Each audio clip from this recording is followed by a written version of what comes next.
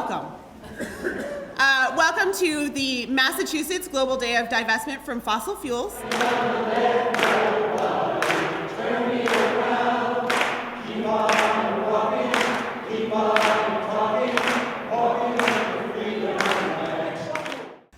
We are here because it takes everyone to change everything.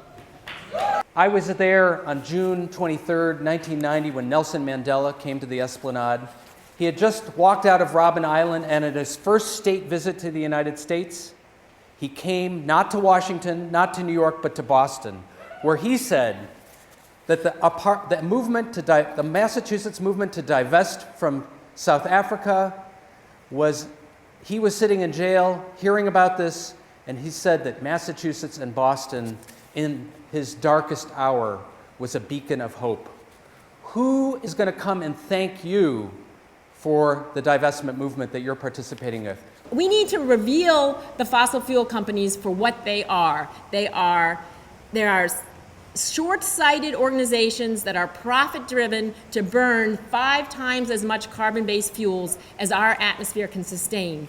Anger because for my whole life, our elected leaders have stood by, ignoring the signs and ignoring my generation's right to a functioning planet.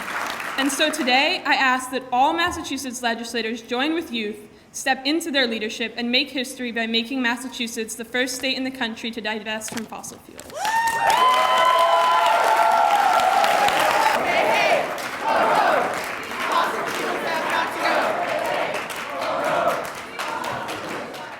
If we pursue business as usual, we face a world of food shortages caused by drought, increasing disease and deaths, and displacement from vast areas of flooded and uninhabitable terrain. I want to urge our leaders today not just to divest, but invest in public programs like public transportation. And we all need to be the change we seek. We need to put our money where our mouth is, where our vision is, before it's too late. We shall be as a city on a hill. The eyes of all people are upon us. 20 months ago, I quoted these words at the National Gathering of the United Church of Christ. And after deliberation and prayer, we became the first national body and the first denomination to vote to divest from fossil fuel companies. We're here today to convince the elected leaders of the Commonwealth to do just that, to lead the nation by becoming the first state to declare that it is immoral to allow fossil fuel companies to carry out their business plan, because if they do, it will wreck the earth. The seasons are revolving. Nothing stays the same. Together we're evolving. Let's play a different game. The future wants its moment. So look us in the eye and pass to us your very best, so we will know you tried. You all have heard a lot of reasons about why we need to divest, and I want to give you one more. His name is Bill Koch.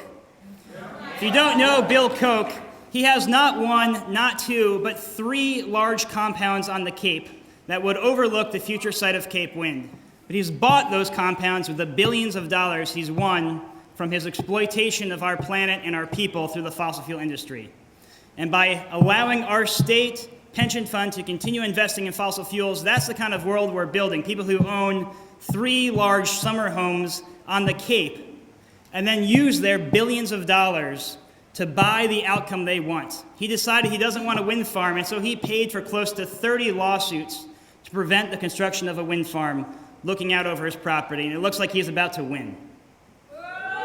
People from all different backgrounds, all talking about the future and how we are going to make a difference, we're going to change the world, and we're going to do it in time for this next generation to see it. Thank you so much. At this critical moment, this do or die moment in human history, because my friends, this is really happening. The Arctic and the glaciers are melting.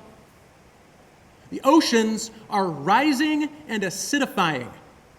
The storms and the droughts are intensifying. Nations are disappearing. People are dying. And the fossil fuel industry, which holds the fate of humanity in its carbon reserves, is doubling down economically and politically on all this death.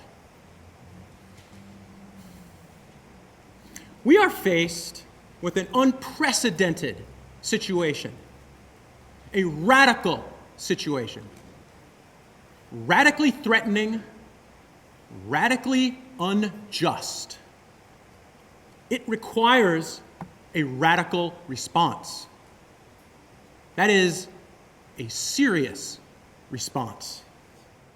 Divestment, properly understood, is radical, and properly so. Not radical in the sense of ideology, but a kind of radical necessity, a moral necessity. Because what we're saying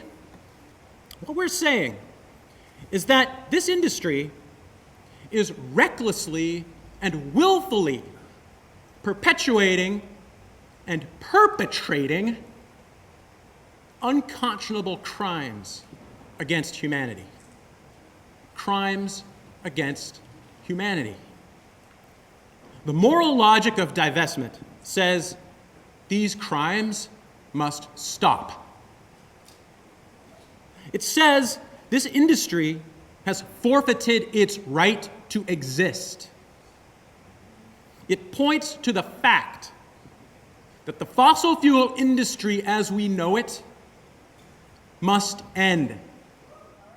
Now, we're not going to just abandon the people who depend on fossil fuels and the fossil fuel industry for their livelihoods.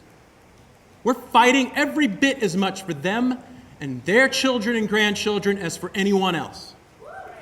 And we will not leave them behind.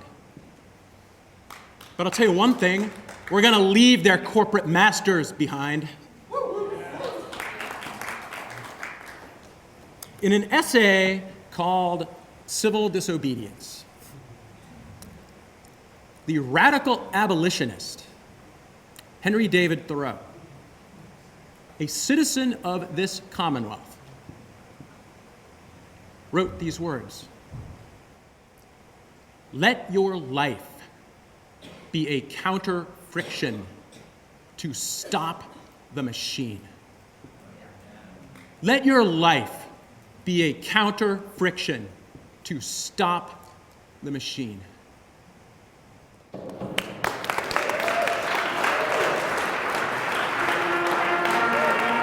Thank you. Thank you, John. Thank you all for being out here today. So far, we've heard a lot of great reasons for why we should be divesting from fossil fuels. We intend to hold these holders of big piles of money accountable for the impact of those investments around the world. And that is why divestment is such a dangerous idea that gets folks in power so fired up. Because divestment threatens one of these core principles at the root of capitalism. It threatens this idea that those who happen to be sitting on a big pile of money have an inalienable right to get endlessly more money from the global economy with no responsibilities whatsoever. Keep on